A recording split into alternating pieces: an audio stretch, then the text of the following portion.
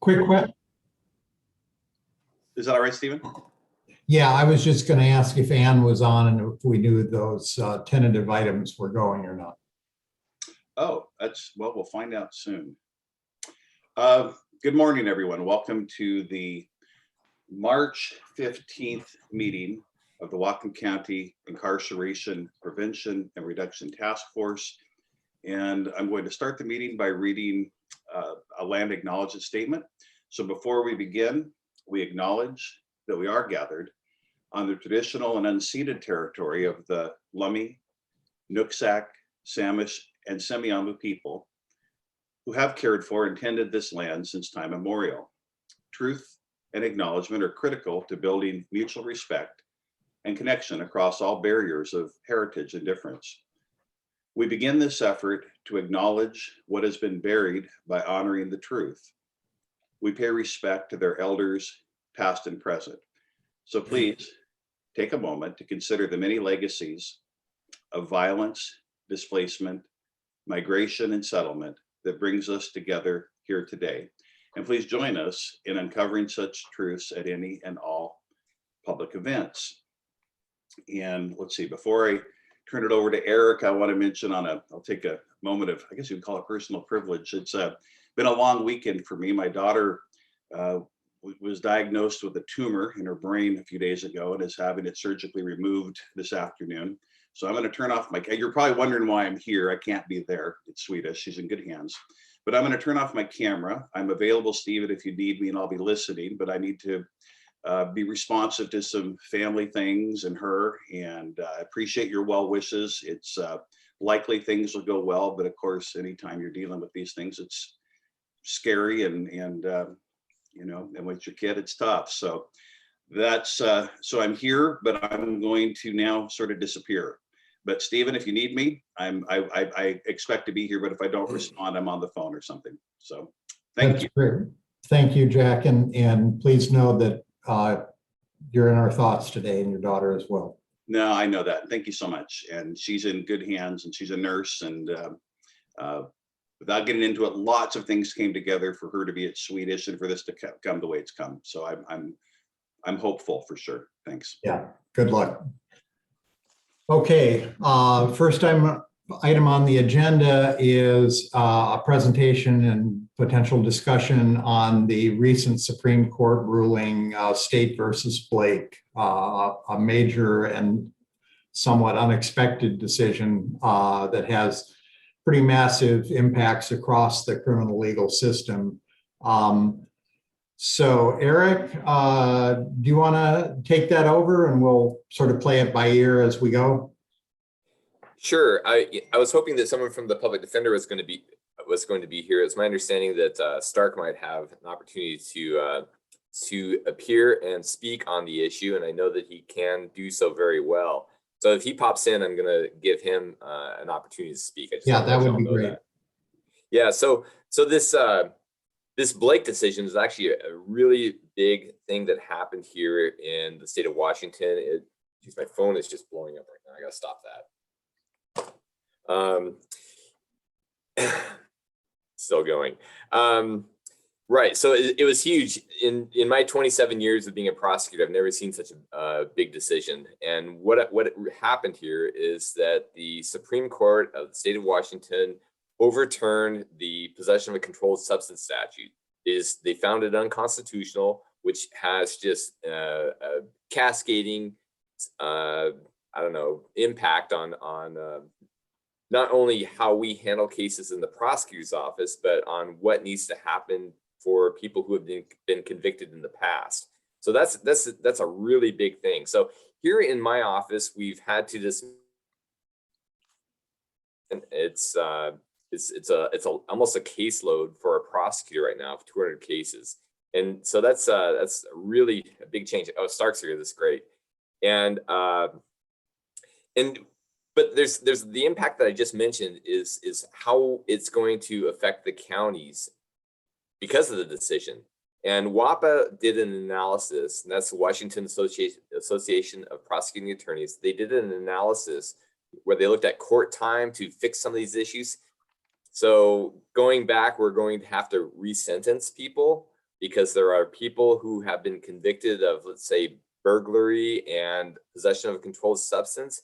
And when a person is convicted of burglary, that's the bigger and higher charge, they get scored. They get scored for sentencing, and they get, there's a point that's counted against them that will mean, because they've committed more crimes, they end up staying in prison longer. So we'll have to resentence people by changing the score and reducing their sentence. And that's going to happen. It's going to be a significant number of people impacted who are currently in our prison system. We do not have very... Eric, Yep. Before you go into the consequences a little more, would you just take a second and summarize the statute and what the ruling actually was? You know what? I could do that, but I'm going to let Stark do that. Stark's willing. Stark's. I've heard Stark talking about it before, and I know that Stark can say quite a bit about it and do it very effectively. So, Stark, if you don't mind. No pressure, no pressure there. Okay, so what the Blake decision does, and Eric is right. It's a huge decision for the state of Washington. But what it does is, if you read the opinion, largely brings Washington into line with most of the statutes that relate to possession of controlled substances across the country. Most states have always required some sort of a mental element as proof of possession of controlled substance, whether it be intent or whether it be knowledge or something that it demonstrates some sort of a guilty mind. The Washington statute, when it was enacted, and I'm sorry, I can't tell you when it was enacted, but it was enacted before I started practicing law 30 plus years ago, essentially states that a person is guilty of possession of a controlled substance if they are in possession of a controlled substance, period. And it shifted the burden to the defense to prove that the possession was somehow unwitting. In other words, I didn't know it was there, it wasn't mine, I didn't know it was a controlled substance, or any other of the arguments that you tend to see from time to time in drug cases that establishes or disestablishes some sort of a mental element. The Supreme Court has had any number of opportunities in my lifetime to make this change. And the fact that it happened in 2021 simply is illustrative of the makeup of the court, which has changed substantially with the appointments of Governor Inslee and our own Raquel Montoya Lewis, who's now up there and is in the majority on the Blake decision. And they basically said that it's unconstitutional as applied, the controlled substances statute, because it didn't require the state to prove any form of mental culpability on the part of the defendant. So that's the decision. I can go on if you'd like me to, or we can swing back to Eric. Yeah, I'd like to continue on a little bit about the impacts, and then we can swing back to Stark to talk about the impacts at his office. I think it's going to be great for both offices. And anyway, it makes sense if you don't mind.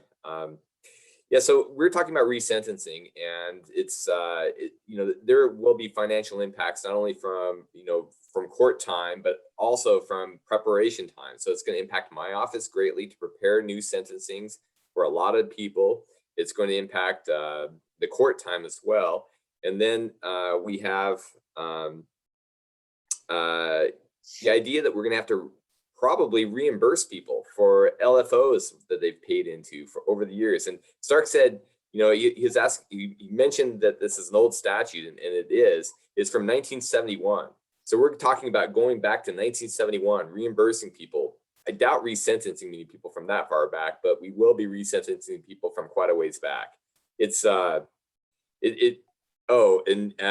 mentioned LFOs. Part of LFOs and other financial aspects will be forfeitures. I know that we're going to probably have to pay people back for things that were forfeited. So how big of an issue is this?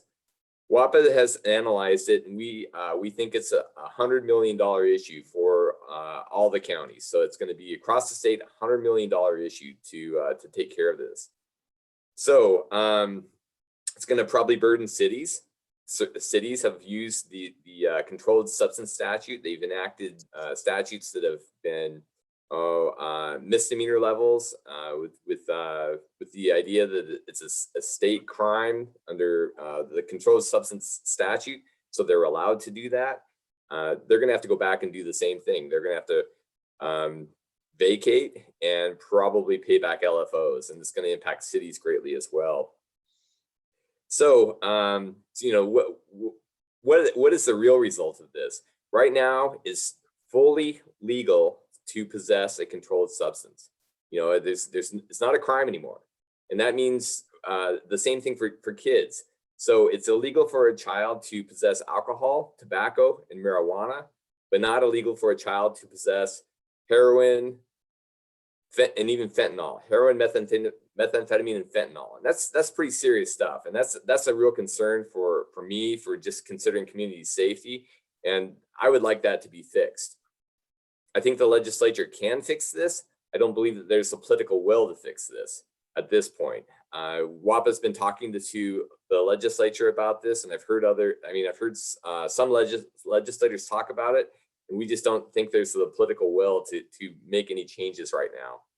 So the local jurisdictions have been kind of clamoring around, trying to figure out if they can make their own statutes that criminalize possession of a controlled substance. And I'll tell you, there's some mixed answers about this. WAPA's analyzed it, and we believe that there's a problem with doing so. I've learned that there are some counties that are looking at doing it anyway. I've learned Bill Elfo contacted me on Friday and said, hey, I've heard down south that people are looking at it in Thurston County. Well, it turns out it's not Thurston, but it is Lewis County, where the sheriff, there's a couple of brothers down there. They have the same last name, and the Lewis County sheriff is working with the Lewis County prosecutor, and he's making some efforts to criminalize it in Lewis County. And anyway, I just learned about that this morning. I wanted to report that to the sheriff, and here I am. So yeah, it's kind of complicated because, you know, if that happens, then we're going to have kind of a patchwork of places where it's criminalized to possess a controlled substance and places where it's legal to possess a controlled substance.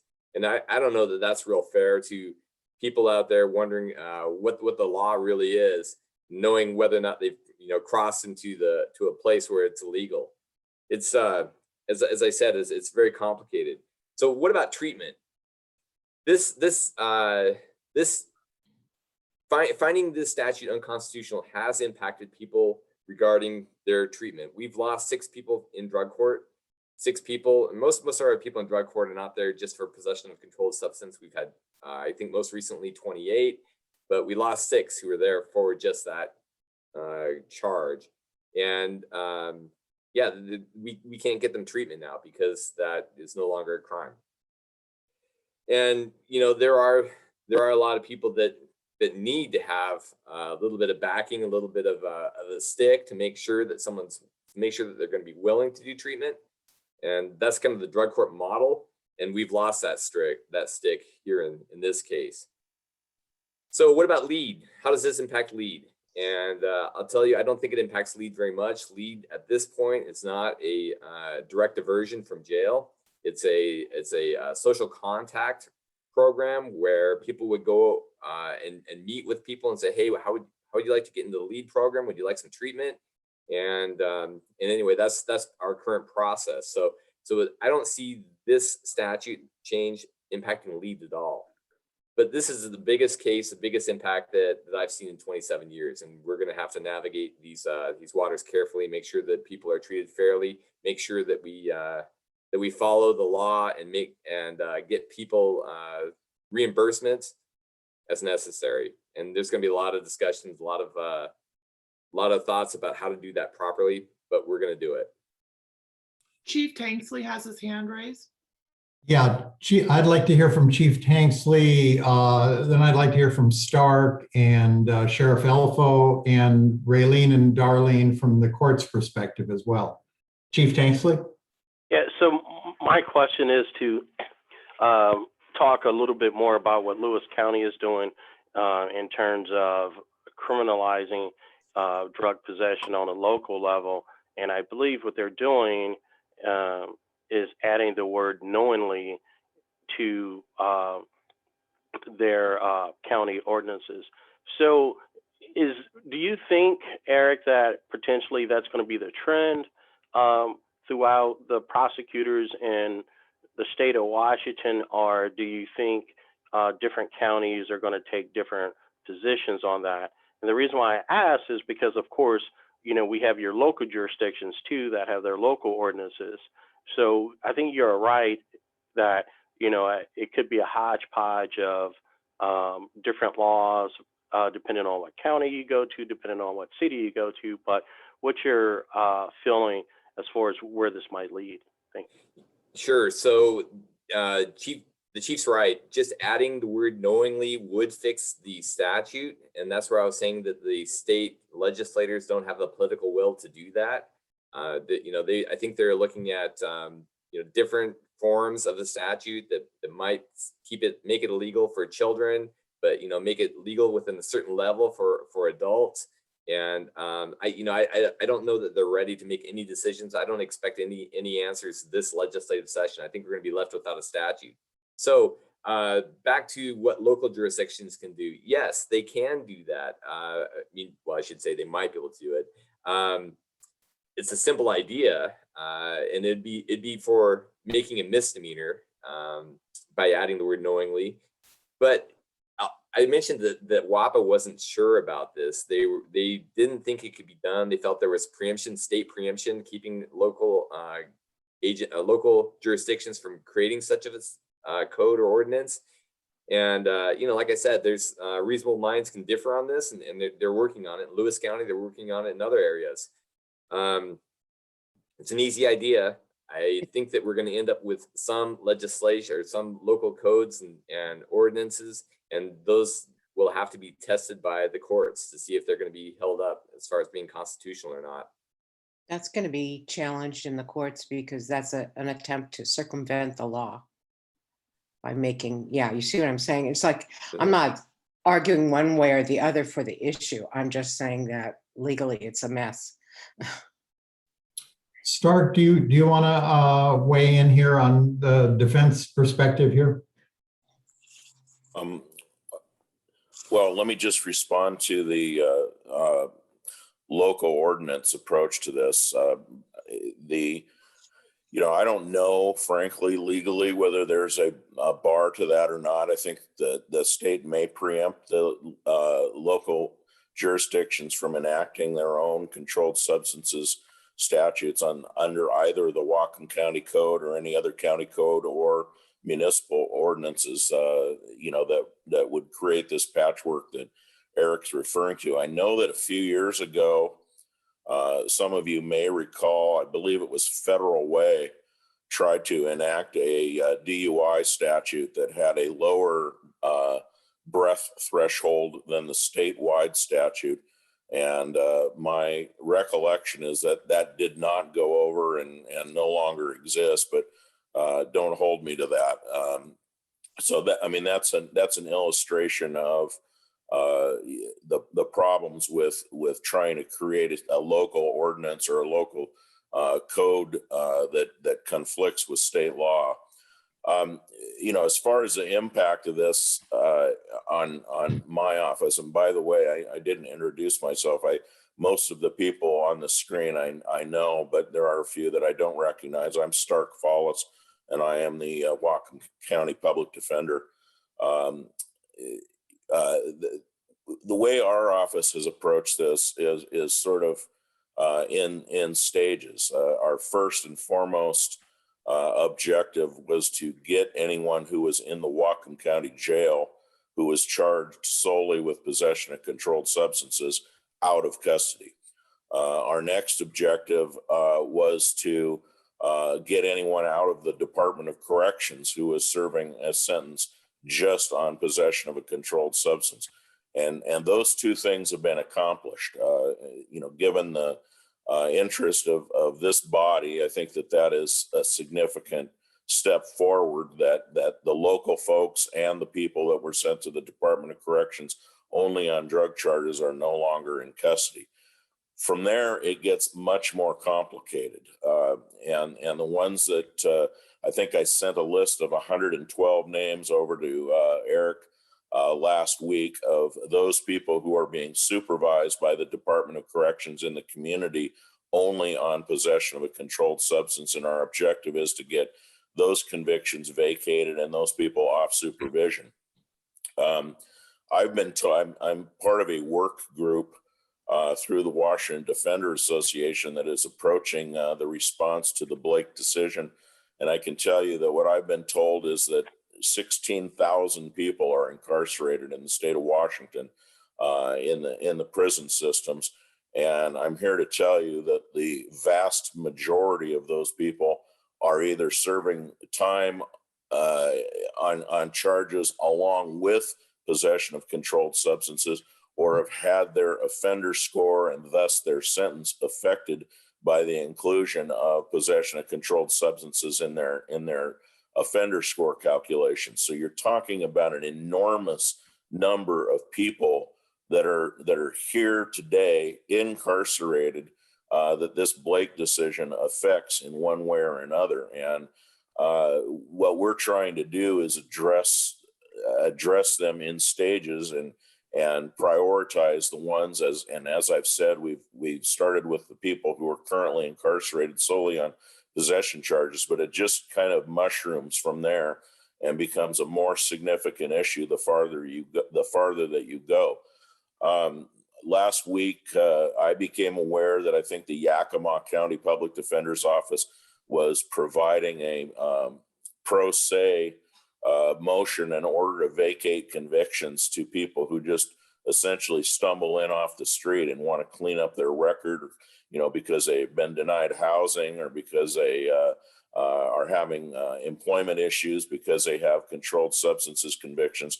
And so we prepared a motion in order for those people to fill out on their own, submit to the prosecutor's office, and have it hopefully glide through the court system with little impediment, for those people that want to clean up their conviction records.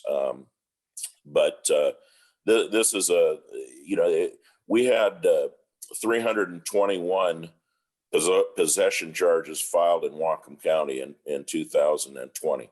So that's, on the one hand, 321 cases out of my office. That's a significant number. That's a significant reduction. So if those same cases are not filed in 2022, 2023, et cetera, that's a significant reduction in our caseloads.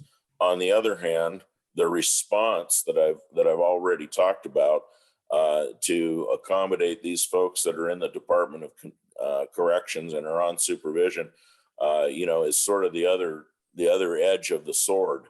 And I expect that will have a significant impact on my office going forward. So I'm not sitting here telling you that the Public Defender's Office is going to be greatly benefited by the Blake decision, given the absence of those cases coming in our door, at least for the time being. As far as a legislative fix, I would imagine that will happen at some point. But the timing of the Blake decision, which was well into the legislative session already, may impact that. And, you may be in a situation where either a special session is called at some point or perhaps they address it in the next session. I don't know. But Eric, I think, has probably better information on that than I do through WAPA about what the legislature's intention is here going forward. I will tell you this, though, I have been somewhat surprised at the prosecutors' offices across the state of Washington being as accommodating as they have been in terms of dismissing these cases. My understanding is a motion for reconsideration was filed in Blake, and the decision itself stands on the spindliest of foundations. It is a 4-1-4 decision, meaning that there are 4 justices who were in the majority. There was 1 concurring opinion and 4 dissenting voices. So it only takes 1 judge to change the Blake decision at this point. And, given the significant impact that this case has, I don't think that that's beyond the realm of possibilities. But, on the other hand, it is such a significant case. One would have hoped that they gave it a lot of thought before they voted the way they did. But you never know on these things. Stark, Raylene's had her hand up for a while and I want to get to her, but would you quickly speak on the question of the disincentive that this might have for your client population in terms of diversion to treatment and other alternatives? Well, I mean, I think that there's no question that the criminal ramifications and criminal punishment are always an incentive for people to go to treatment rather than suffering the other consequences of sitting in jail or getting convictions. I mean, there's no question about that, and I would absolutely concede that to law enforcement and to Eric that it is a club that is always used to get people to go to treatment. On the other hand, treatment is never as effective unless somebody really wants treatment. And if they're just doing it to get out of jail or to get out of a criminal conviction or, whatever expediency they perceive, it's rarely as effective as the person that comes into my office and says, Mr. Follis, I just want to get out of this lifestyle. Anything you can do to get me out of this lifestyle, I would really appreciate. And that's a person that treatment benefits and works for more often than those who are sent in there simply because there's some dark cloud hanging over their head from the criminal justice system. That's one of the reasons why drug court works, I think, is that those people that are in there, for the most part, want to be there and want to get clean. And that's why it works.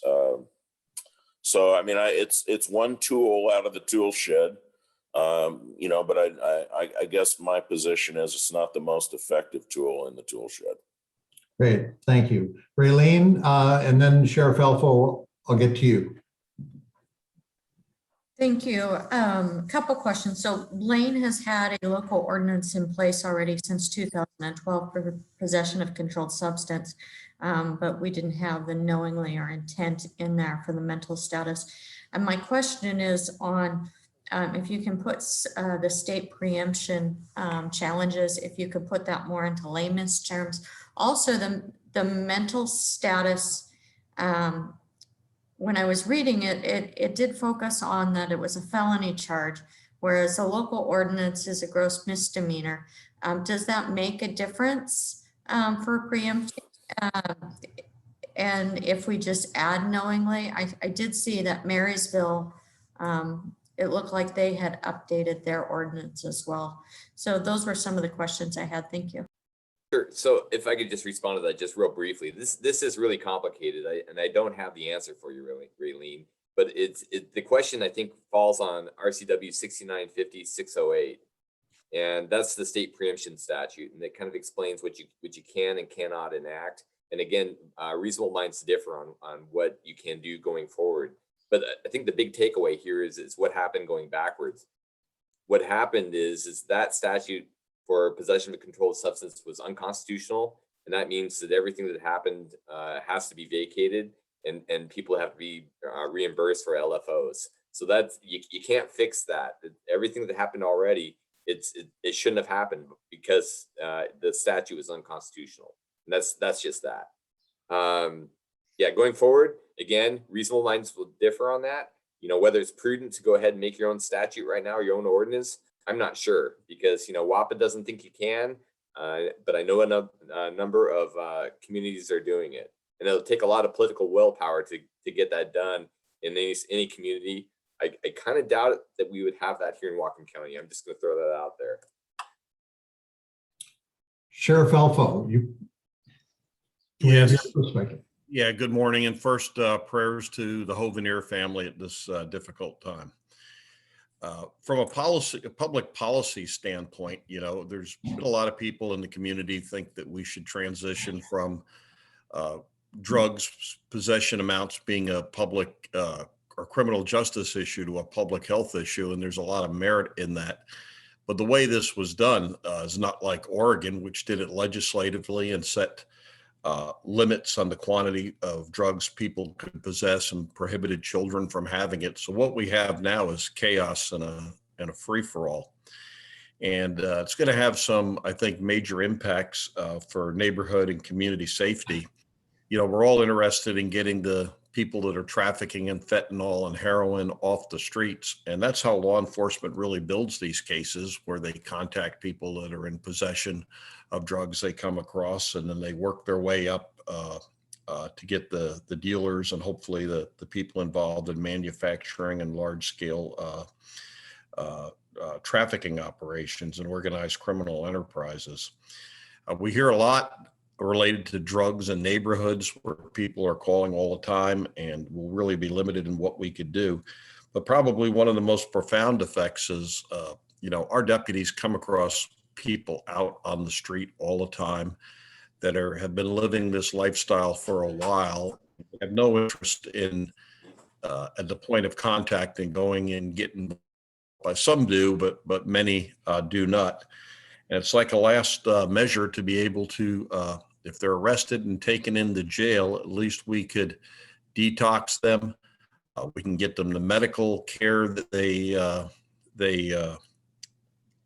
require for the urgency of the situation at that time, and then try to induce them into some type of treatment program. So those are all off the table right now. So I guess when we wait for the court to do something and don't do something legislatively, that some of the ramifications. I was on a 2-hour phone conference on Friday with the Washington Association of Sheriffs and Police Chiefs, who have a lobbyists in Olympia, and they don't think there's any chance that the legislature is going to act to correct this. And there's no sense of urgency being created by the leadership in the legislature or by the governor's office. So this is going to be with us for a while. And, before COVID and the booking restrictions, we'd find people in jail quite frequently solely on a possession of drug charge, even though they may be in there for a relatively short time. But on the day the decision came out, I had a quick analysis done. We had 217 people in custody in the jail, and we had 0 in there that were solely on drug charges. They may have been in there for burglary and a drug charge, but solely on drug charges, there were 0. So I'm not sure what the solution's going to be, but this is going to have long-term profound impacts. And people, we can't charge people with delivery or trafficking merely because of the quantity of drugs in possession. You could have, under this scenario, literally children walking around with 5 and 10 kilos of fentanyl, and there'll be absolutely nothing law enforcement can do about it. Well, actually, so I want to just respond to that just briefly. I agree with everything that the sheriff said, except that there is something that law enforcement can do, and that is that we can still take the drugs as contraband. It's still illegal under the federal laws as well as the state laws. There's a section that I'm going to talk to Bill about here probably later today, but it's real clear that it's still illegal to possess. I mean, it's still we can still take it as contraband, and even though we can't charge somebody with a crime. Right. Thank you. Thanks, Sheriff. Raylene or Darlene, do you have any comments from the court's perspective and the kind of workload implications this will have for you? Hi, this is Darlene. We're not sure at this time. Our judicial officers are reviewing it, and I haven't spoken with our prosecutor. Generally, in the misdemeanor courts, we're looking at possession of marijuana, and that charge for a long time hasn't really been out there much because of rulings that have happened in the past. And of course, now it's legally available to adults. So I'm not sure how this will affect misdemeanor courts. So I really don't have anything to add at this point. Raylene? Hi, Raylene with the Blaine Municipal Court. So we already have dismissed 8 possession charges that were warrant status, active warrant status. And then we've had 2 recent that were pending. I've made a list and I'm going through that with the prosecutor. So because the city of Blaine does have a local ordinance, went back to 2012 and I ran a query to find out which cases we're going to have to review and do something with. Exactly how much time it's going to take, I really don't know. We're still in the process of working through it. I'm working with the prosecutor and on what cases we need to pull and whether there's going to be changes to that or not. I am concerned about re-entry. I know that's not specifically to Blaine, but my question is if we're going to have all these people that are going to be released sooner than later because of the change of their sentence, we're going to have a lot more people out there. And is their services going to be there? Are we going to be overwhelmed with people that are unemployed and people that don't have housing, people that have drug addictions that can't get housing? And I don't know how to track that and how much Whatcom County is going to be impacted. But if anybody has any points on that, I appreciate the comments.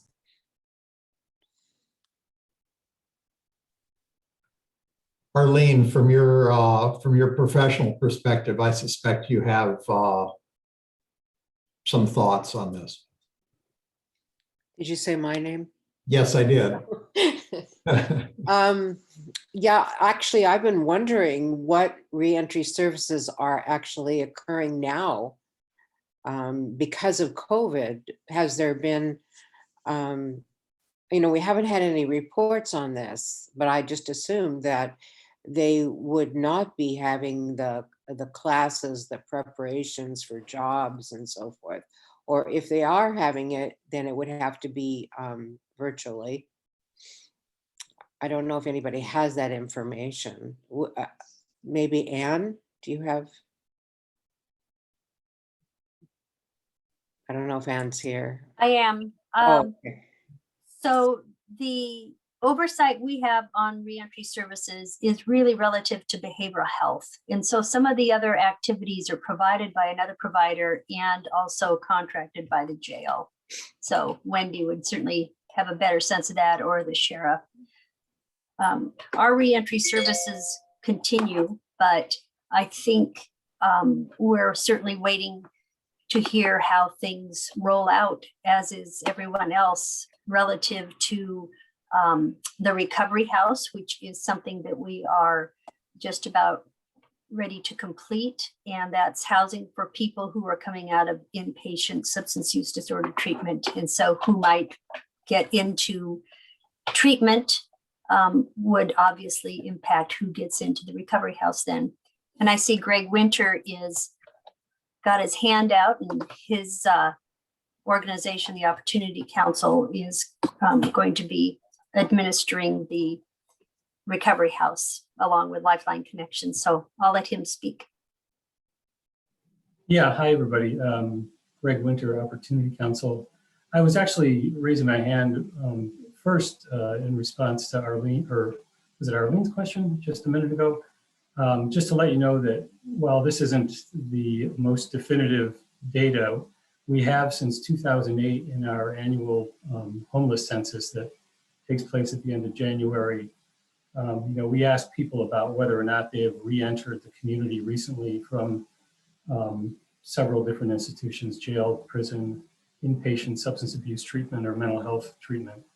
And so, that's one data point that we can look at those trends. So if there's going to be a big spike, as you were wondering, we may pick that up in that annual survey.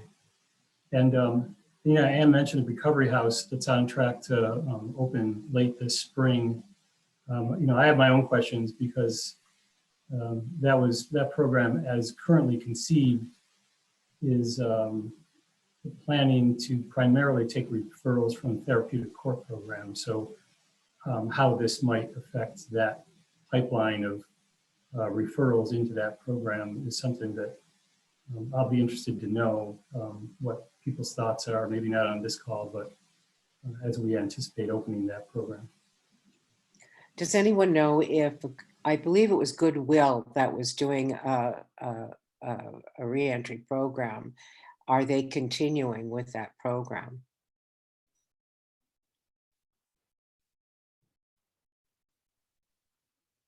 Yeah, as for me, I'm not sure of that specific program.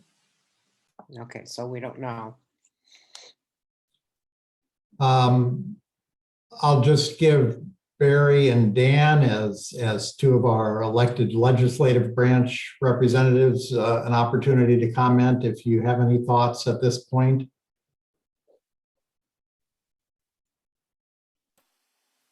Hey, good morning, everybody.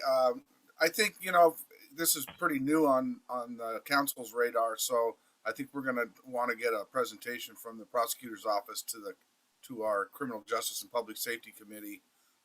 We got several things to think about. Obviously, is how we fund the various efforts that Eric's office is going through and Stark's office is going through, as well as how we fund any kind of refunds or there's going to be probably a large fiscal impact.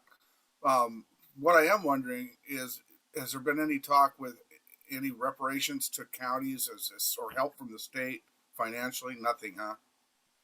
Okay, so I think that's what the questions I'd be asking, my counterparts in the legislature is how do we pay for this, and then of course concurrently how do we deal with the vacated statute and some of the risks that our community has because of that. So that's something that council's going to have to think about as well.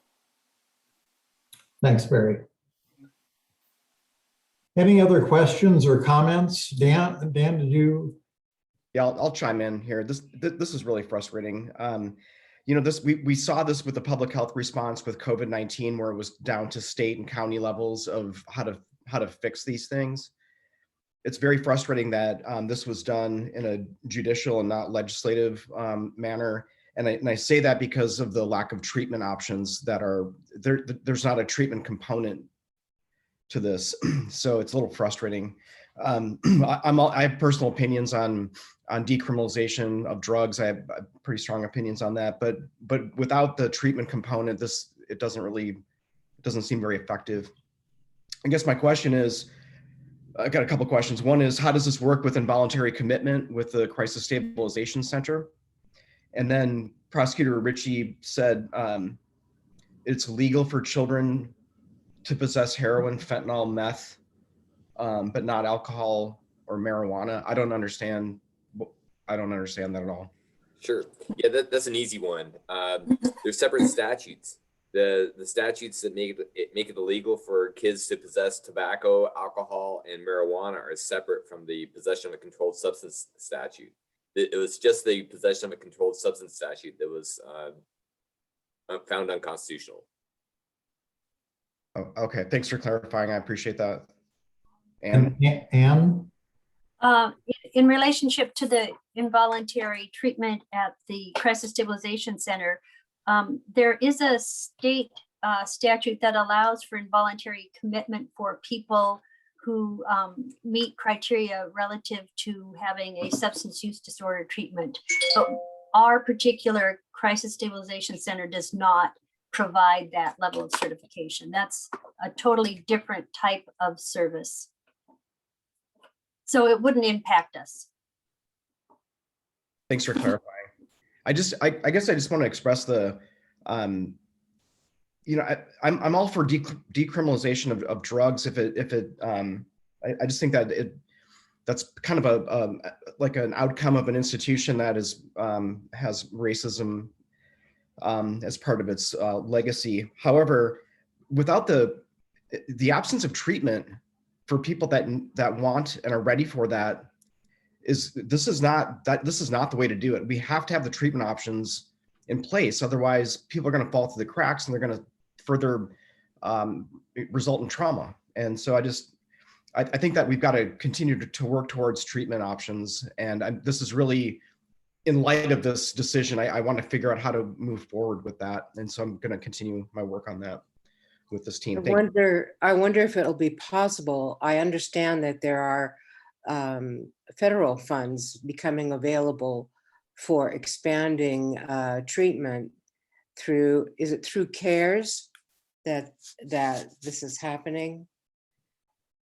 Somebody on the county know the answer to this question, but if that's true, then we could consider that treatment should be expanded without question. I mean, my experience of treatment is that there were always waiting lists for treatment, and that we don't have enough services.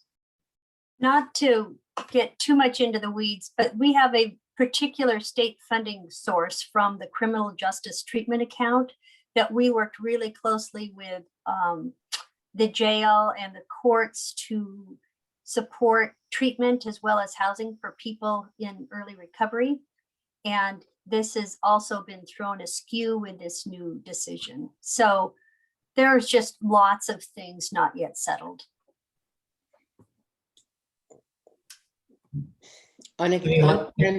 Unintended consequences is what we're talking about here, and how should social change be handled? You know, obviously, you take a piece of it, and then all the other pieces are affected by it. So then all of us have to, you know, run in and do the repair or try to do the repair work. Any last comments? Arlene? So this is a little out of the box, and I'm wondering if Greg Parker and, I mean, Mike Winter and Greg Parker can help me out with that. Sorry, I just married you.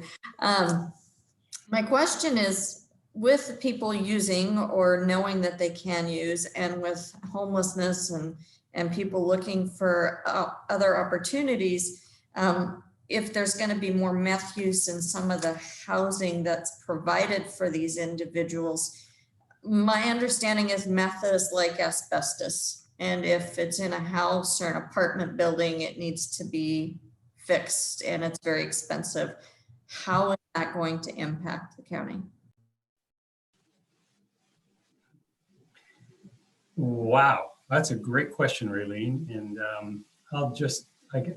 there may be others on the call that have other things to say about this, but meth has been a concern of ours and our allied housing partner organizations in Whatcom County, throughout the state for many years.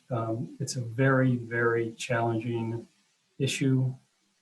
And to be honest, we don't have a lot of great answers about how to deal with meth, although the county does have standards in place. And so when we have a concern about meth, whether it's meth manufacture, which fortunately we don't see very often at all, or chronic meth use, then we take each of these cases individually and decide what the intervention needs to be. And Anne, I don't know if you have anything to say from a county perspective on that. Well, obviously, when somebody is a tenant, and especially if the county is subsidizing their rent, one of our requirements, and obviously the wish of the landlord, is not to ruin the housing unit. And we certainly don't want to ruin a housing unit unknowingly and have a vulnerable person move in next and know that the place may be contaminated and damaging to their health. So I think nothing has changed in that regard, but I do think that methamphetamine is probably the biggest challenge we have in housing as well as treatment, in that we don't have treatment options that are as effective or as rapid as our medication-assisted treatment is for opiate addiction. It's a huge issue. And worldwide, it hasn't been figured out yet. I'm going to wrap up this topic then for this time. Obviously, there's a lot of scrambling and thinking, and one would hope wise action on the verge of unfolding over the next month or two, and I suspect we'll revisit this topic and look at some of the responses as they start to roll out legislatively and locally.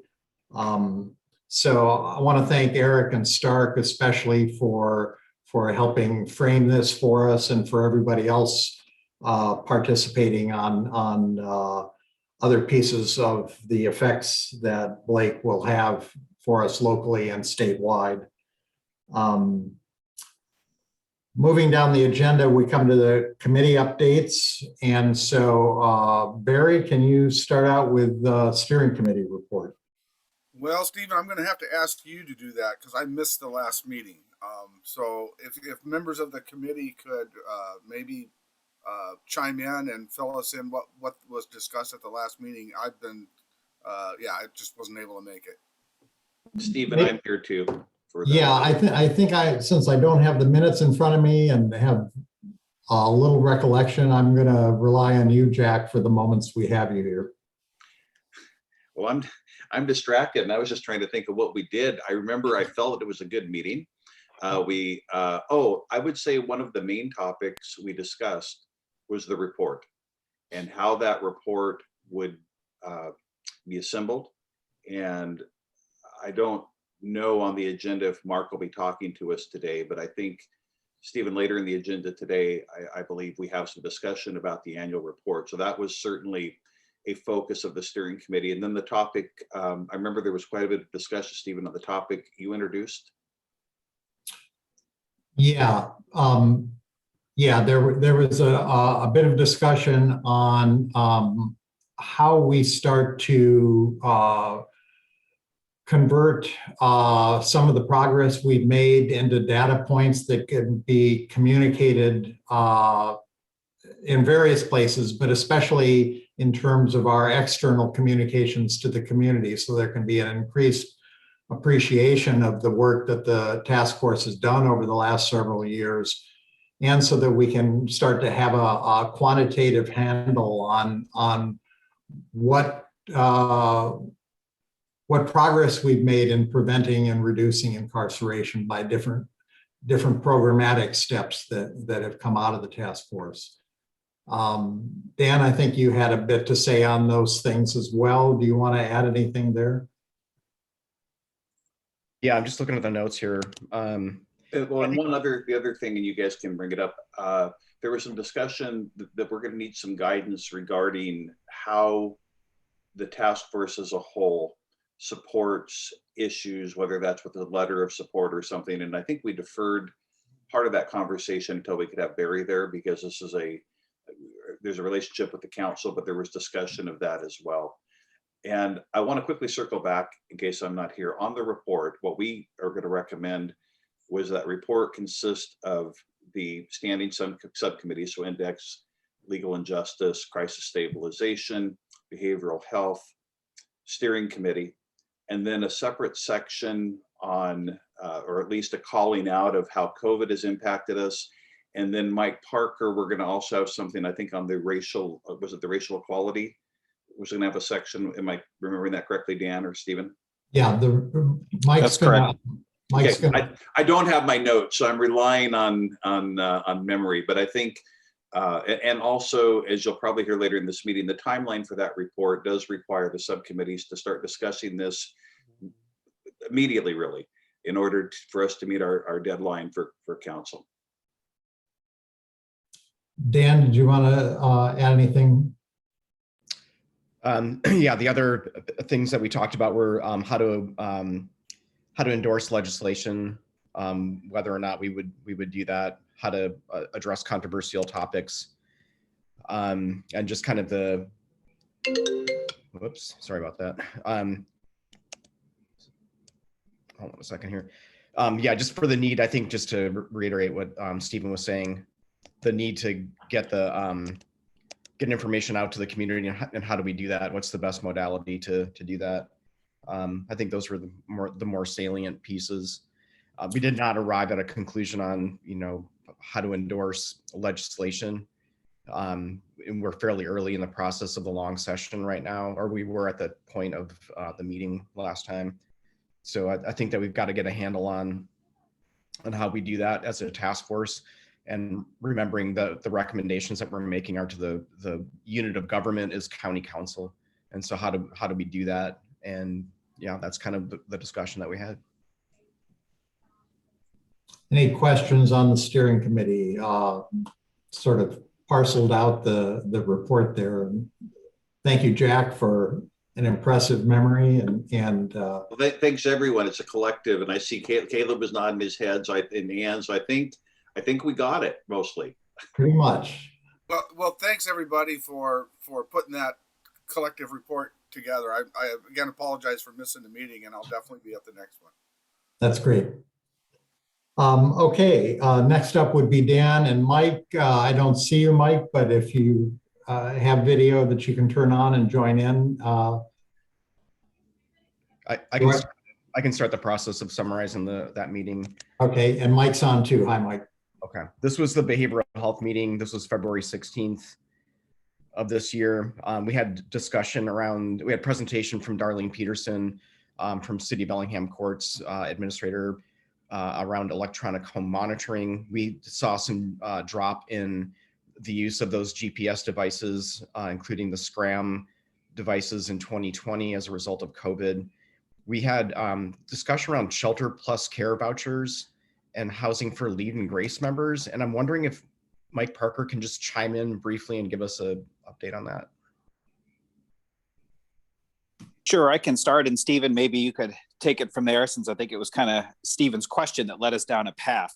Essentially, what Dan is talking about is there are some vouchers in the community. These are essentially federal housing dollars that are available for folks with a verifiable behavioral health disability. And the idea, some of these are going unused. And the proposal was to at least explore, is there some possibility of availing ourselves of any case management resources and maybe targeting some of these vouchers to folks either in lead or in grace. So that's a brief nutshell. There's been some communication and meetings with the county, Bellingham Housing Authority, Opportunity Council, and some other folks just exploring this to see if this could happen. And just to give people an idea of scale, this is not, going to fix all of our housing issues for those experiencing incarceration or working with grace, but it could be a little over 10 to 12 possible vouchers, which could be valuable. And Stephen, if I missed anything, at least from your standpoint, please fill in the gaps. No, the simplest frame for this was the Housing Authority is annually returning funds that could house 15 to 20 people with behavioral health issues needing pretty intensive case management as a requirement for use of the funds. And the case management capacity hasn't been sufficient to use all of that money. Meanwhile, we build out case management capacity in the GRACE and soon the LEAD programs, and stabilizing those people while they're getting services through those programs in affordable housing has been a challenge from that perspective. So the idea was to see if there was a way to pair the housing resources with the intensive case management resources. It's way more complicated than I envisioned at first. But we have some pretty smart people at the table beginning some discussions. Our first discussion left us thinking there was enough potential there to work something out that we should keep talking. There's another meeting set for next week, and we'll see where we get and keep reporting back as we make progress. Okay, I'll take us through the other items that we discussed.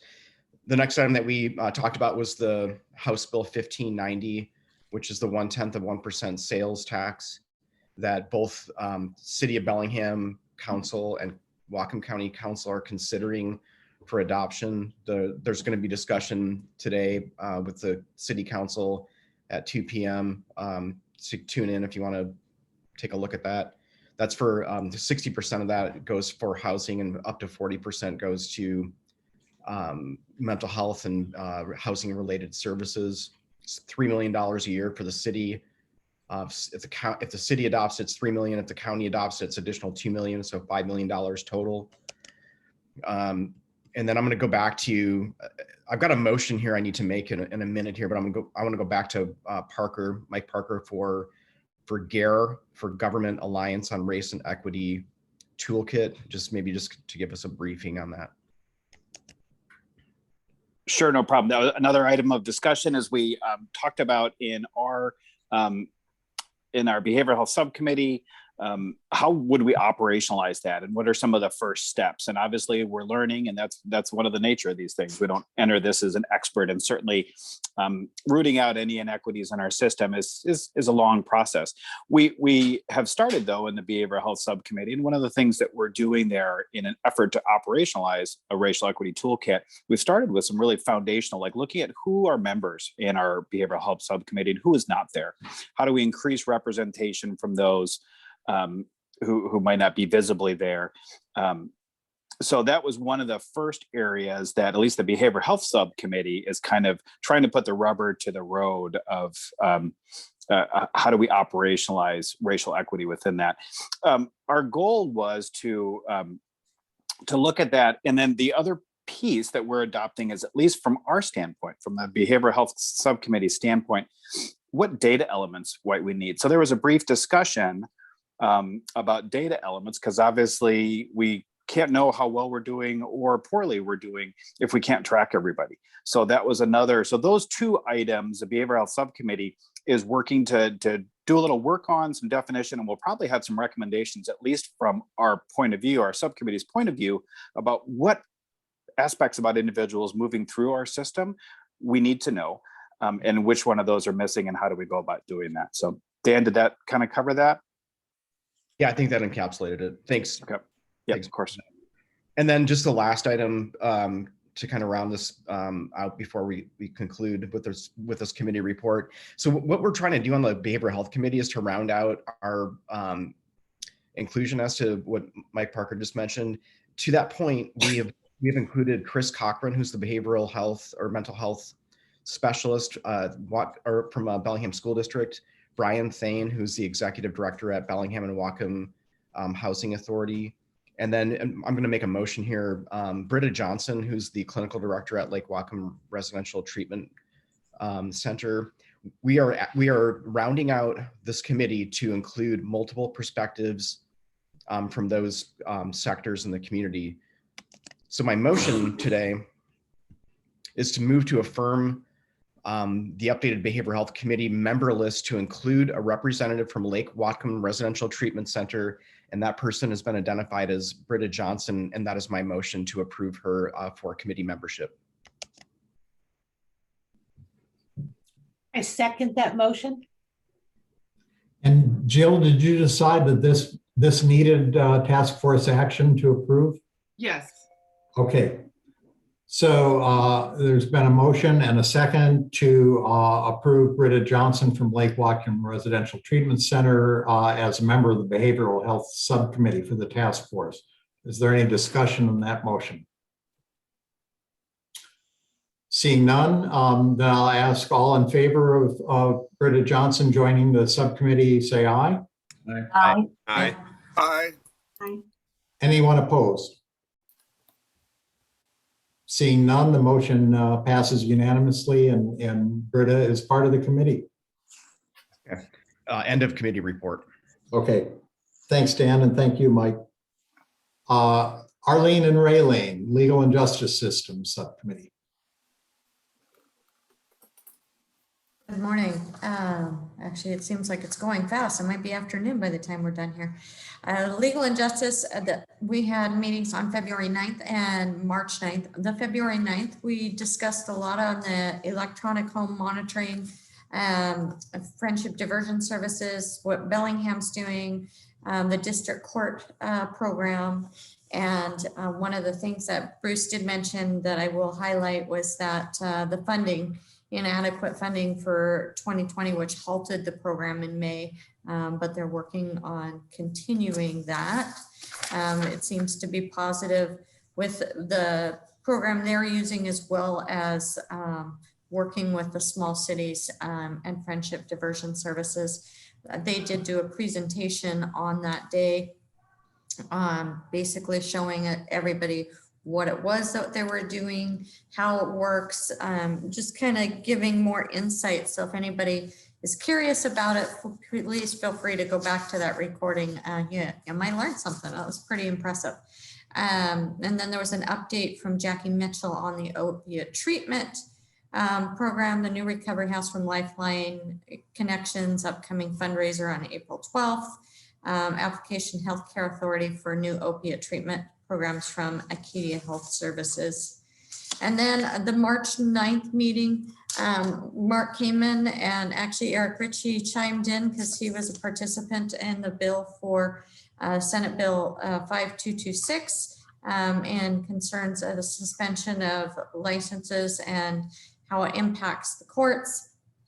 Lots of concerns on, yes, it does. What can we do? What are some options? I don't think anybody came up with a clear resolution, and it sounded like there was some concerns with that bill actually going forward as written.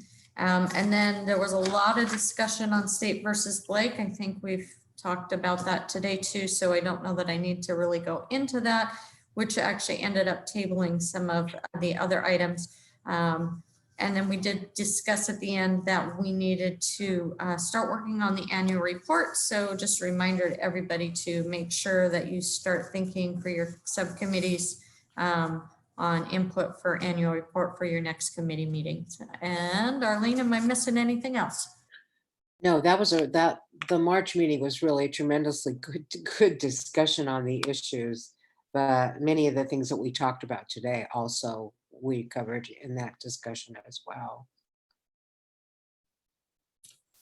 Questions on legal and justice systems report? Okay, Caleb, would you bring us up to date on the index committee? Yeah, good morning. Caleb Erickson, Walker County Sheriff's Office. The index committee met on the 4th of March.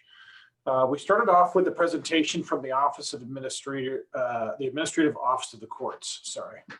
And they have been involved in a project to, across the state of Washington, update all the courts of limited jurisdiction to a centralized records management system. We got an overview of the project, sort of a high level, concept, sort of timeline, where they started out many years ago with the idea of doing something. It faltered, and now they've come kind of full circle and are contracting with Tyler, what's the name of that? Tyler Industries? Anyway, it's Tyler something. And they are working on getting a product similar to Odyssey for the Superior Court at the district and courts of limited jurisdiction set. So they laid out a timeline that looks like we'll be targeting sometime in 2024 for our community. So it's an exciting project because it does represent massive steps forward, especially when we talk about jurisdictions that have vastly different ways of cataloging and storing their data. And many places store all of their information or much of their information on paper. And so this is a huge step. They're going to start with storing e-documents, and that will be a much sooner, but we should be fully on to their Tyler system in 2024 is my understanding. And of course, all of that subject to change without notice. So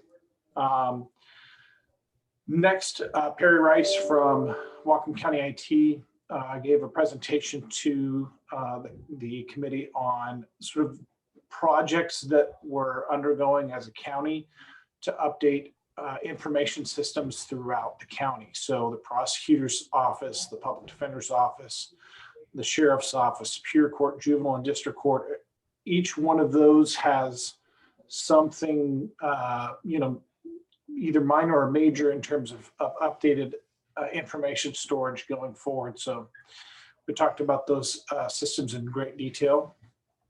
We spoke briefly about a concept of finding some off-the-shelf software, commercial software that could help us look at aggregate data across the criminal justice system to give us better information about the decisions that we make and what those impacts might be. In my own personal research, I've come across a company that is called Recidiviz, and their goal, they're working in 39 of the 50 states. Their goal is to help reduce recidivism and reduce incarcerated populations across the nation.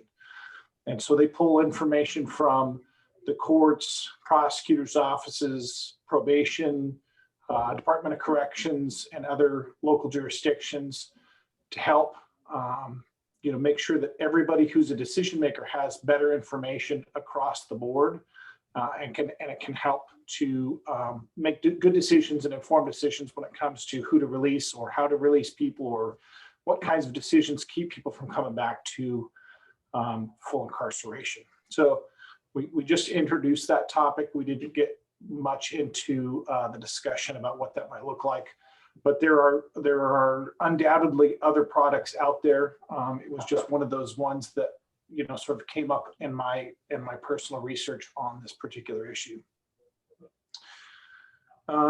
We made sure that the task force had an opportunity or a means to get a hold of index or route specific requests for information to index via an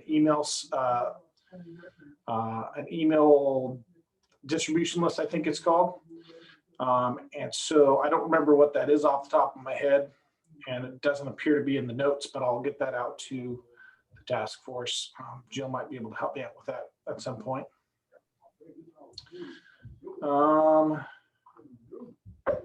Let's see. Chief Jones provided a year in bed day use and bookings report that looked at the differences between the number of incarcerated individuals from 2019 into 2020. And there was a 48% drop in jail population between those 2 years, significantly due to COVID restrictions, obviously.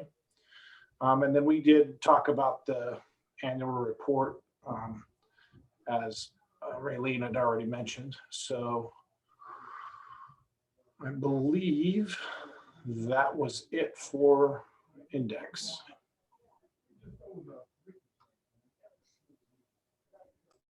Thank you, Caleb. Crisis Stabilization Center, and I don't know if you want to roll from there into the letter of support item. Would make sense. I can do that. Okay. So we did not meet last week, but I'll give you an update on the Crisis Stabilization Center. It is operational. The detox, the substance use withdrawal management side of the house, if you recall, has 16 beds. They are fully utilizing that facility right now. They are also taking direct drop-offs from law enforcement and EMS and others. Medical screening can be performed on site now. People used to go to the emergency department, but now they can be screened on site.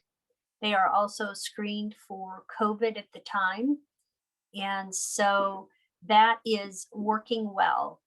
The mental health stabilization side of the house, which is where we are pursuing the certification for involuntary placement by law enforcement, they are operating at a capacity of about 7 out of their 16 beds right now, due to 2 issues. One, there were some building issues that I believe for the most part have been resolved, but they are also having some staffing difficulties. And so they are still working on that, but they are accepting people, including direct drop-offs by law enforcement, and have had some of those. It is currently still operating as a voluntary facility because they are not fully staffed or certified yet for the involuntary. And I think the other thing I would say about that is we had a kind of a quiet opening because the certification process for mental health side wasn't yet firm, and we were moving people in slowly. And it sounds like sometime in the not too distant future, we're going to have a much more pronounced opening. We didn't have a ribbon cutting ceremony for obvious reasons, in the sense that we couldn't gather there.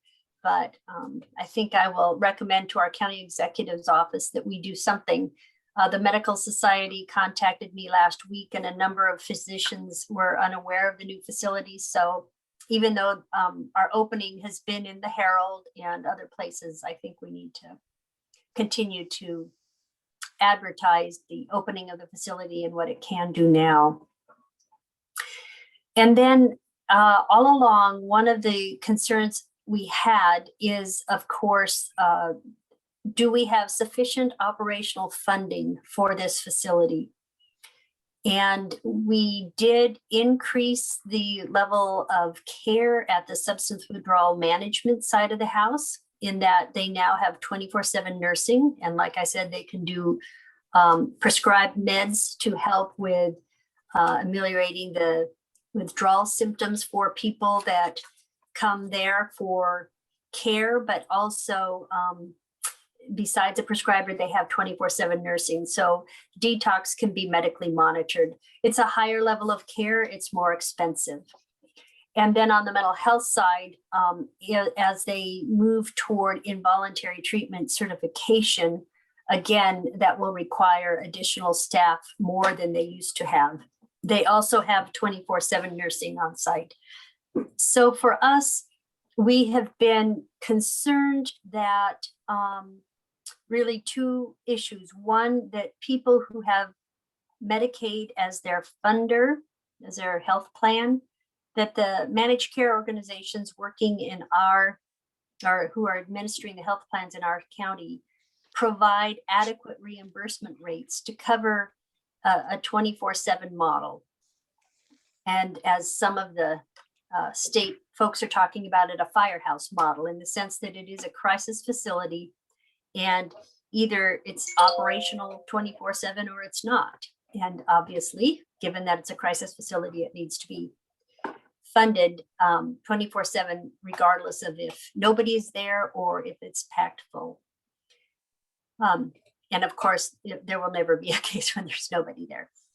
And then for the non-Medicaid population, there are two issues. One, in private insurance doesn't really have a code for this level of service. It's kind of weird, but medical codes, billing codes are what are used to pull money down from health plans. So that's one issue, is that takes a lot of work to get private insurance to pay, if they will. And then secondly, people who don't have private insurance and are not on Medicaid, then we did go to the governor when he was up visiting last and talked with him about the need to increase state general fund dollars available throughout the state for these programs. And he did put an additional $6 million into the budget last year for this, of which Whatcom County got some. And then, as you recall, we also had a legislative proviso that's carrying us through the end of June this year, where we were receiving state general funds to the extent of an additional $500,000 a year to help support the non-Medicaid population. There are additional dollars coming in, both in federal block grant dollars as well as state general funds, to continue that through the next biennium at the state level. However, we still have concerns about operational funding, generally speaking. And so we've done two things. One, the county met with all 5 health plans, as well as the Behavioral Health Administrative Service Organization and the Healthcare Authority, who's the funder, last Friday, and had a very in-depth conversation about the need to fully fund these facilities. And there are new facilities coming online in Island County, as well as Skagit, as well as Snohomish. And so we have been working really hard to educate the healthcare authority about what's going on.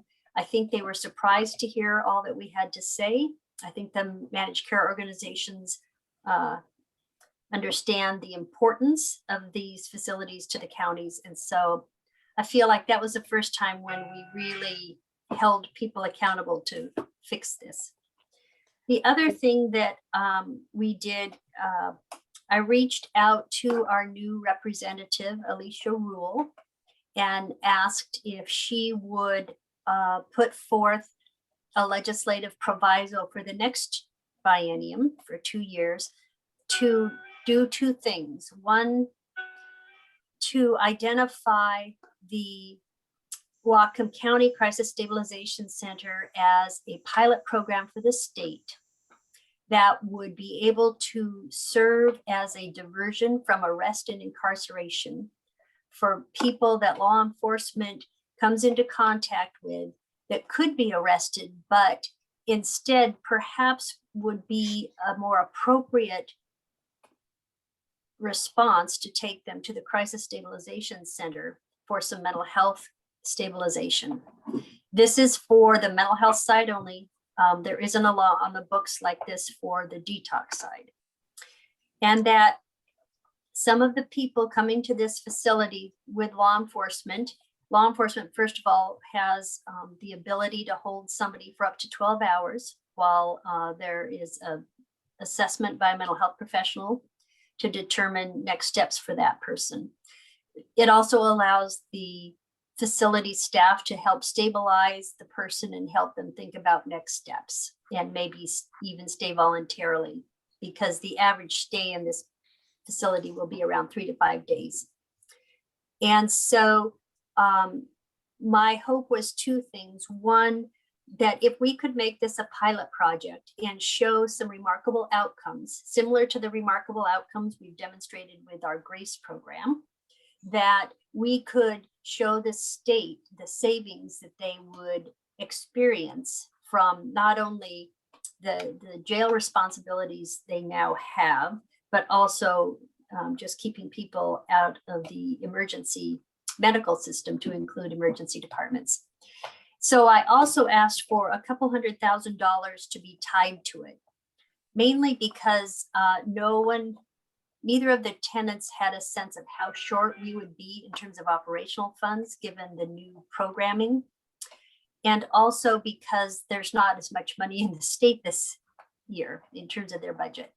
So I asked for $200,000 a year in the form of a legislative proviso to support the ability to divert people from arrest and incarceration to this new facility. And I worked with legislative budget writers to get the language. I checked with the representative last week, and Representative Rule said that everything is in place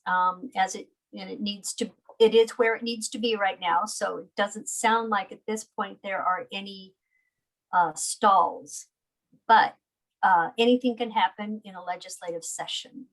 So I had asked at our steering committee meeting, and would like to ask here, that in the event that we need maybe letters of support or a large letter of support from our county council and our county exec, would this task force recommend, and also if the county council deems appropriate, even write our own letter of support for this legislative proviso request. And again, the request is two things: $200,000 a year, and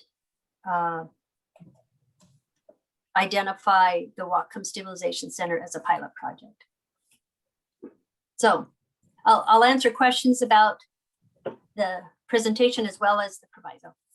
Before that, Ann, this is Jack. I just want to add for everybody that the steering committee was in support of this. I think that's helpful for people to know as the discussion moves forward. There was unanimous support of what Ann is proposing.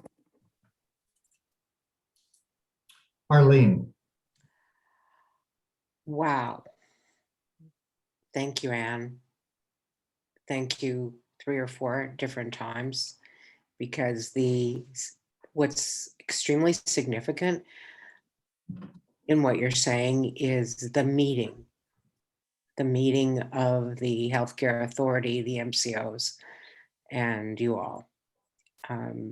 That communication is totally vital for whatever goals we have. So you did something that was so valuable for us. And sorry, I'm emotional.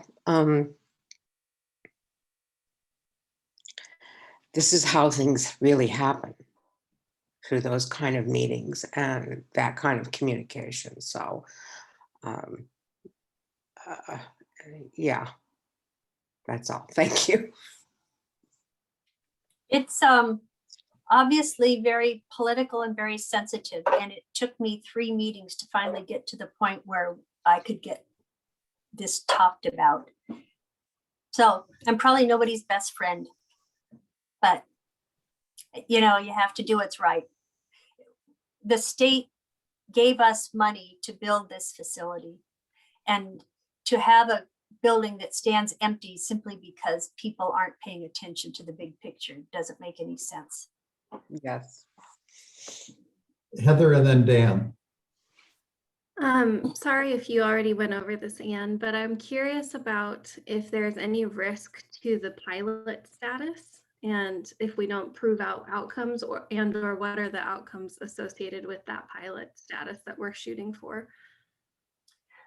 Outcomes are what this task force has talked about for a long time, which is really how many people were diverted. And then once diverted, how many people were connected to care, as well as how many people had fewer contacts with the emergency systems because of it. And those are all things, obviously the state pays a lot more money, especially out of Medicaid, when people are treated at the most expensive level of care. And because crisis services, like an emergency department visit, are not meant to instill long-term gains, then people return. Dan? Thanks, Ann, for the report. You know, our facility is a regional facility. This is the only one that's, you know, multiple counties here in northwestern Washington. And until Island, Snohomish, and Skagit get their facilities up and running, this is it. So I believe that we should identify this as a pilot project, and we should ask for the $200,000 a year in supplemental support for this facility, because it does treat multiple residents from multiple counties. Anne, are you seeking a motion here from this body today? Yes, to support a letter to the state legislature in the event that it is required. Now, if Representative Rule tells us that all is going smoothly, you know, and maybe even flying under the radar and is going to get into the budget, maybe we don't send a letter. But I would want us to be able to pen it at a moment's notice, which means I would like to have that support. Okay, so I'm going to make a motion here this morning to that the Incarceration Prevention and Reduction Task Force write a letter of support for Whatcom County's Crisis Stabilization Center to identify it as a pilot project, and B, to ask for support of $200,000 a year from the state legislature, should that support be necessary. The end. That's the end of my motion. And I'll second. Okay. Open for discussion. Well, I'll ask then, Barry, this gets us to the point that was discussed at the steering committee. From the council's perspective, is there any concern about the task force issuing its own letter of support of this sort? I can't think of what it would be, Stephen, off the top of my head. I just, you know, I think the council has a lot of faith in this group, and so I think it would be appropriate. We can bring it up. What's your sense of timing and sense of urgency on this? Anne? I don't know that there's any urgency at all right now. What I would prefer is to just have it in place with the approval of this task force. And I will hope that we can also recommend that council do the same. And then if we hear as things get moving in the legislature that, uh-oh, this is at risk of getting pulled, then we could immediately push the send button. Then here's what I would suggest. If we pass this motion, that we draft a letter from this task force ASAP, try to get it so we can have it in our Criminal Justice and Public Safety Committee meeting next week, next Tuesday. And then we could discuss the appropriateness of it coming from the task force, as well as the council writing its own letter. So I think we could handle both of those next week if we can get that drafted as soon as we can. Is that a friendly amendment? That was just a process statement. Oh, okay. That's just a how. Got it. All right. Thank you. Thank you both for clarifying that. Byron. Yeah, I just have a discussion point. I think I'm gonna abstain from voting on this because of concerns I rose really early on related to this project, whether or not we should build something first and then pay for it, sustainability. And this is, so I'm not sure of the strategy of doing a proviso whenever we've made a long-term firm commitment to something. So I think I just have to know a little bit more about it. So I'm not going to weigh in either way, except just to abstain on it. Ann? I will say, Byron, I certainly share that, except that when we first committed to building it, we had funding. When we first sought money from the state as well as the Regional Administrative Service Organization, there was operational funding.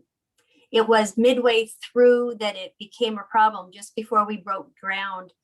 And that's why we even took it to the county council at that point and said, look, at the landscape has shifted. The healthcare authority tells us, of course, they'll be supported, but there was a lot of moving parts. So we did our due diligence. We didn't ask for the money and we didn't make plans until we had assurance. It's just that the rug was pulled out from under us and it got messy. Thanks for that reminder. Other discussion? All right, we have a motion to authorize the task force to draft a letter in support of the Crisis Stabilization Center in the legislative session in two parts. One, to designate it as a pilot project for diversion and treatment. And secondly, to provide a budget proviso of $200,000 per year for the coming biennium beginning July 1st. Did I state that accurately? Okay. All in favor of the motion, say aye. Aye. Aye. Anyone opposed? Any abstentions? Aye. All right, let the record reflect that the motion passes with one abstention. Excuse me, Stephen, this is Jill here. I just want to note for the record that we have 14 task force members with us on this call right now, and that is the minimum for a majority, and a passing vote would require 14 votes to approve a motion. So are you saying that Byron's abstention leaves us short?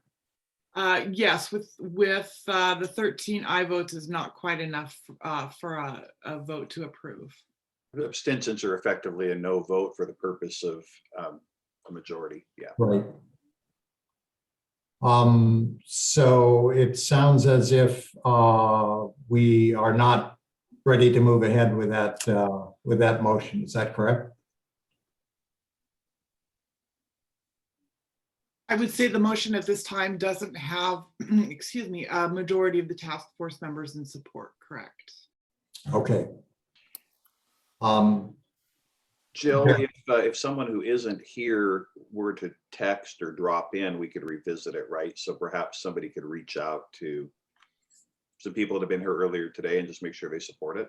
I'm sorry, we can't take action outside of a public meeting. If someone would like to jump in on this call. That's what I mean. Like if they Yeah. were texted now, like if Dave Reynolds dropped in or Eric came back or something, we could still do it, right? Correct. I say texting is not allowed, but if someone wants to rejoin the meeting, that. No, I meant texting to, can you pop in a second? Yeah, yep. All right. Maybe if somebody wants to take that on, that would be great, because I think it's where we just need one. Okay, Barry, you had your hand up. I was just going to say, if we can't resolve this through this meeting today, we'll resolve it at the county council level. We'll actually request a letter. Okay, so if somebody wants to recruit a task force member to join the meeting in the next few minutes, at this point, we do not have a sufficient vote to pass the motion. So it's sort of in pending status until the close of the meeting. The next item on the agenda is updates from local jurisdictions on diversion and other issues. Raylene, do you have anything to report? I'll just give a real quick on some statistics that I got from Friendship Diversion Services for Scram Home Detention. Something that I thought was really cool. I've got 2020 statistics, and for the city of Blaine, we had 31 clients monitored, and with that, there was 2,444 days. Out of that, 2,381 sober days, so 97.4% sober when they were being monitored through Friendship Diversion Services. For the city of Sumas, they had a 99.7% for sober days. They had 295 total days and 294 sober days, so just one day there. And then for the city of Everson, they had 12 clients monitored and 824 days monitored with the 99.5% sober days, 820 sober days. So I thought that was significant. We have people that are on Scram for pretrial monitoring for post-conviction, and it seems to be very positive with keeping people sober when it's needed. And some people have made comments that it does really make a difference for them, knowing that they've got something on their leg to remind them they shouldn't be drinking. So we're seeing positive impacts from that. That's all I have for diversion services. Thank you. Thank you. That's very positive news. I'm going to jump back to the topic. Eric, thank you for joining us. Just to bring you up to speed, we had a motion to authorize the task force to write a letter of support to the legislature in regard to the Crisis Stabilization Center, asking that it be designated formally as a pilot program for diversion and treatment. And secondly, to support a budget proviso, adding $200,000 per year for the coming biennium in operating funds. We were one vote short of approving that, and wonder if you have a vote to cast on that. Aye. Okay. So I think that puts us over the threshold. Thank you very much for jumping in. And I think that that passes the motion. Jill, am I correct on that? Yes, you're correct. Thank you. Okay, thanks, Eric. Any other local jurisdiction reports? I saw Darlene pop up. Oh, Darlene's on the phone. Okay. Anyone else with the local jurisdiction report? Okay, Stephen, I Darlene. don't have anything at this point to update. We just gave a presentation to both the behavioral health and the legal and justice and updated them, but there's nothing else that I would be presenting at this time. Okay, and I think that presentation, which was found to be very informative by both groups, should be in the committee materials. Okay, any other, I'm not seeing anybody from a local jurisdiction on the call otherwise. So if Anne, if you're still there, you and Dan had an assignment on starting to begin discussion of strategizing on external communications. And I know that was a short time frame. I don't know if there's anything to report at this point. Well, certainly the two of us have discussed it. And we also discussed the other efforts underway. So for instance, there is communication right now for focused on the LEAD program, as well as the GRACE program, as well as the new behavioral health expansion to crisis response in lieu of law enforcement response. And so we have that effort going on. We have another effort about ready to launch to educate the population on all the different things we're doing relative to people who are experiencing homelessness. And so our thought was, how do we organize all of these things kind of under a large umbrella of behavioral health to make sure that we aren't stepping on each other, confusing each other. And I think for the incarceration task force, it's not just the behavioral health efforts, but it's all the other things we're doing. And so I think it would be nice to hear if some people have some thoughts about it. Obviously, we have a website. Those of us from time to time give interviews to various media platforms, but I'm not sure how else we want to move forward to include. Do we want to hire a communications specialist like we have with those other efforts I just talked about to help us do something that's a little bit more long-standing? And Dan, have I missed something? And is there some way to start a list of entities, organizations, and professionals that need to know what we're doing? Because I think it's pretty broad. Everybody in the medical profession, legal. I mean, everyone on the task force knows organizations and groups of people that need to have this knowledge. So could we start with a list? I think so. And then how you get the message out. Right, exactly. So we're really, it sounds like we're talking about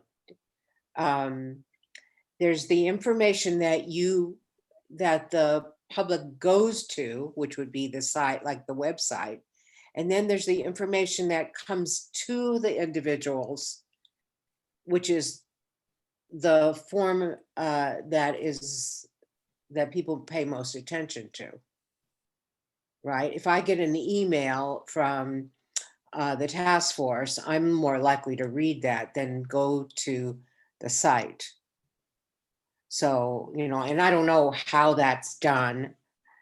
I guess it's also lists of people to contact. So I think there are a couple of aspects to this, both here and from prior conversations, and developing lists and identifying targets for information is one piece of that.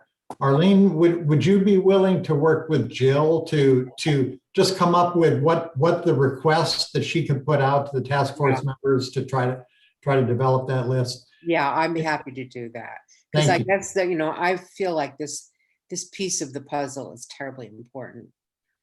The other part of it is the target audience for this. And I think this raises two aspects of that. One is the community of professionals, providers, service organizations, and others who need to know what we're doing because it impacts their work as well.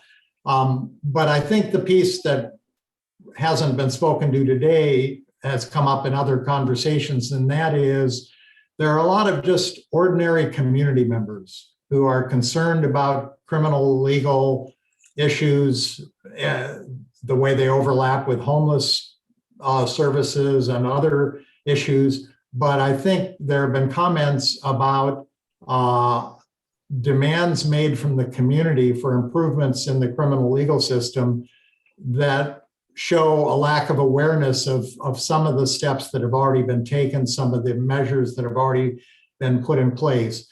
And so that's really, to me, the core question is, how do we communicate the work that this task force has done, and effectively so, to the common person, to the ordinary community member who is forming political opinions and taking actions and issuing criticisms or suggestions without a base of knowledge about the task force's work. And that seems like the gnarlier question to me is how do we get this out in the ordinary discourse in the community, the ordinary political news that most people engage with? Totally agree with what you're saying. I mean, and it's a kind of a vast goal, but it seems like, you know, everybody, all the families of all the people who have mental illness problems or substance abuse problems or involved with the justice system, that's pretty vast. But yeah, everyone. No, the other thing I would say is that what we do is complicated work. I think those of us who have been doing this for a while forget that. But if you even think about the framework we've used to piece together systems that are programs and systems that are connected to one another through the sequential intercept model, those are really difficult things to communicate because it is so complicated. And when somebody says, well, why don't you just do such and such? Sometimes you go, we're doing it. We've been doing it. We got great outcomes. Yeah. I mean, and obviously it's never enough. So let me just finish a moment. Sure. Just that I think we also need to make sure that we figure out how to communicate complex information as simply as possible. You know, people are used to getting their information in sound bites. So how do we create graphics or other things that will be really helpful? And I'm thinking of a graphic we created once along the sequential intercept model, but it still needs some explanation. I actually know a writer who's she's a professional business writer, and her skills in this respect are just superior. So that person just jumped into my mind as you were talking. I agree with you. I think the skill is in how you say it and how clearly and simply you say it, because too much information puts people to sleep. So we want them to stay awake and know what's going on here. So I think this is where the question in the steering committee came up about possibly a communications consultant. And maybe this needs to be explored in greater depth in the steering committee to decide whether we need some help with the crafting of an effective message.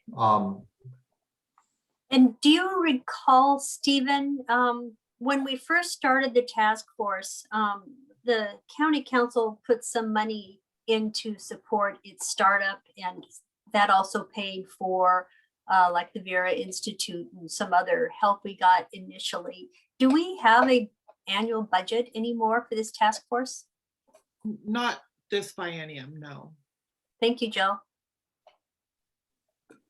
So that would be another aspect of perhaps a conversation and a proposal coming out of the steering committee. So Jill, can you put this near the top of the agenda for the next steering committee meeting, please? Yes. Heather. If I may, I think that this is an endemic issue across government and in our community. And I think about how could we support all of the messages that come out of county and cities for that matter.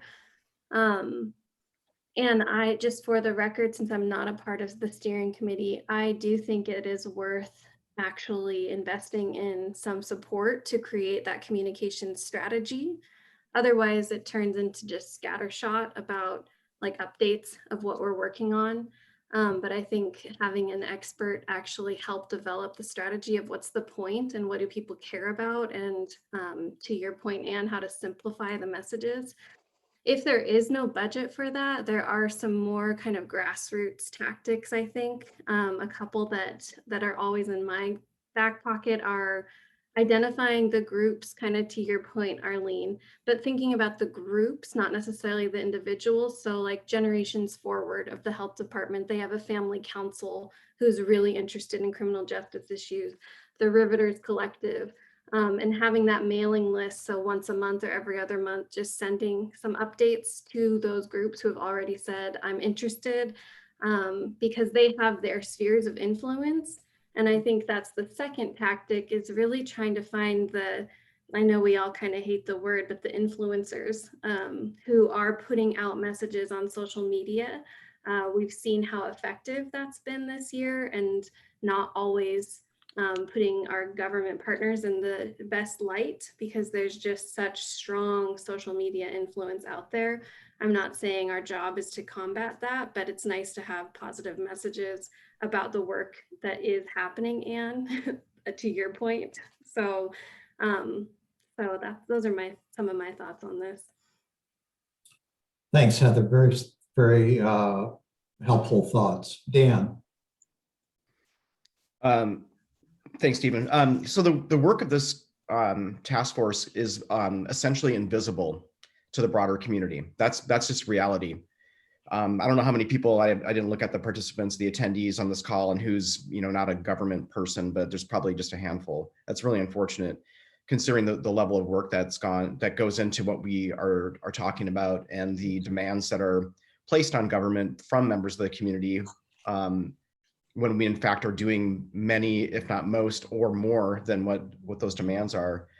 To Arlene's point, stakeholders, absolutely. So the Prosecutor Ritchie and probably a third of the people on this call were involved with the LEAD program, and rolling that out to a stakeholder group a few weeks ago. I'd say start with that list. That's a good list to start with. I want to speak to Stephen Gockley's point about the common person. There are people that are not associated with a group, who are very interested in, to Arlene's point, of maybe it's a family member who's experiencing a mental health crisis or a substance use disorder. How do we make sure that those folks know what we're doing in the community? That's important, that those family members who are at their wits' end because they think that the system, and probably rightfully so, has failed them. How do we tell them what we are doing, what we're working on, and how we want to make their lives better, and how we make their family members' lives better? I think we need to do that. And without money, without funds for a communication consultant, these are just words. That's all they are. That's all we're saying right now, just words. So I want to put money behind this, and I want to understand what's the money, what is the funding level that would appropriately fund a year-long position of a communications plan, strategy, implementation, reaching out to the stakeholders, reaching out to the folks that are unaffiliated. What is that number? Is it 5,000? Is it 10,000? Whatever that number is. And I would advocate for making a recommendation to county council that we appropriate those funds. Otherwise we're just talking, and I'm kind of getting tired of that. I want to move towards, I think Arlene brought it up. It's like the incomplete puzzle piece, right? Like you've got 1,000 puzzle pieces and you're missing one. You don't have a puzzle. You're missing one, and that's what this is. And communication is so important in how we truthfully and factually tell the story of the work that we're doing to the broader community. Let's do that. Let's prioritize that, and let's make that part of our mission. So I don't know, I was going to make a motion, but I don't even know what the appropriate number is in terms of funds. I don't know if there's somebody that's smarter than me on this call that can maybe answer that question. Well, Dan, I'm suggesting that we kick this to an action phase in the venue of the steering committee. And Ann, I'm wondering if these other communications consultants you're working with in other endeavors might give you either contacts or a sense yourself of the ballpark funding that we might be in need of. And I'm wondering if you could give that some thought and bring that to the steering committee discussion when we get together again, so that we can actually make the level of decision that Dan's urging us to do and has been for some time. I will do that. Great. And Dan, would that be a satisfactory next step in your mind? Jill Nixon, when is the next steering committee? The next steering committee is April 8th. Yeah, I think that's enough time to get a budget figured out and for us to consider this idea. I think that's fine. Okay. Does anybody on the call have any qualms about moving in this direction, moving as quickly as possible on this? Okay. Jack, would you want to say something about the annual report? You referenced that there was a timeline for that, and I think you have that pretty well thought out in your mind. Just that it's important that the steering committee had an approach, and all of the subcommittee chairs are aware of the role that they play in that. So I would just encourage everyone to participate in your portion of the annual report through those subcommittees. And we are on fairly tight timelines in order to get the annual report to council, I believe in June. So it does require, in most cases at your next meeting, if you haven't discussed it, that you will need to. And the only other thing I would add is, while it is a task force report, it is your committee's report. And so some are likely to be longer than others. There isn't an exact way it has to be. I don't know for sure if we confirmed if Mark Gardner is going to participate again, but I would think what we have done in the past is had somebody like Mark, or it will be Mark, go through and have some consistent language. So the report will receive some, go ahead, Dan, are you going to confirm or deny Mark's? Yeah, sorry about that, folks. I was going to send an email out to steering, but Mark is able to do the behavioral health subcommittee report. And that's really about the extent of what he can do. We have not had a legislative assistant for months now, and he's taken on that role, as well as his legislative analyst role. And basically he's just really behind in his work. So he can he's agreed to commit to the behavioral health subcommittee report. He's had some fluency on that. But as to the broader one, he's asking if county staff could take that on. Okay, so we'll probably be discussing that at steering committee, but historically we have tried to give a certain uniformity or tone to the report, and I'm sure we will continue to do that. The only other thing I wanted to add about the topic about money is, when the task force started, we had a fairly significant budget. I think it was 150,000, and then I think it would cut to 80. My point is, one of the reasons that budget may not be there is we weren't needing it or using it. It's poor public policy to have budgets you don't use. So all that said, if there's reason for a budget, I would feel pretty solid in talking to Barry and talking to council and say, hey, look, here's the budget we used to have. Now we would like to have it. And I know it's bad policy to give up your budget and ask for it back, but I think that's reasonable if there are some needs that we have. Good. Thank you, Jack. So I'm going to ask if there's any other business to transact today. Dan. Hey, Jack, I just wanted to say that your family's in our hearts and minds today, thinking of you.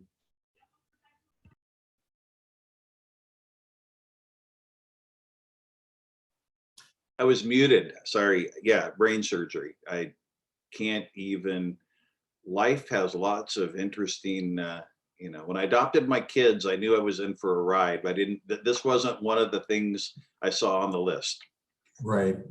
So, but I'm pretty optimistic things will be well, and how fortunate we are in Washington to have things like Seattle Cancer Care. She's at Swedish. It's a top neurosurgery center. And so I'm very pleased, and thanks for the well wishes. You bet. We're thinking of you. Yeah. Jill, any public comment? We have 3 attendees to the meeting right now. If any one of you would like to speak to the task force, please virtually raise your hand now. No hands are raised. Okay, unless someone affirmatively objects, I'm prepared to adjourn the meeting. And it is adjourned. Thank you, everyone. I appreciate it. Thank you, Stephen.